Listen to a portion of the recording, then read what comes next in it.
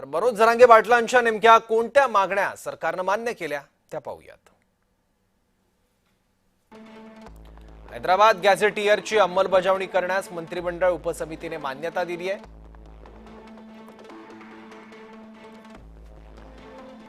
सातारा संस्थान, पुणे आणि औंध गॅझेटियरची अंमलबजावणी 15 दिवसात करणार असल्याचं आश्वासनही सरकारकडून देण्यात आलं आहे।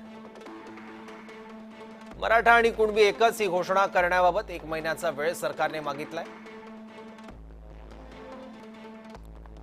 सगळे सोयरे अध्यादेशावर 8 लाख हरकती आल्यानं अंमलबजावणीसाठी वेळ लागणार आहे, स्क्रुटिनीसाठी वेळ लागणार असल्याचं विखेंनी यावेळी सांगितलं। मराठा आंदोलकांवरील गुन्हे 1 महिन्यात मागे घेणार।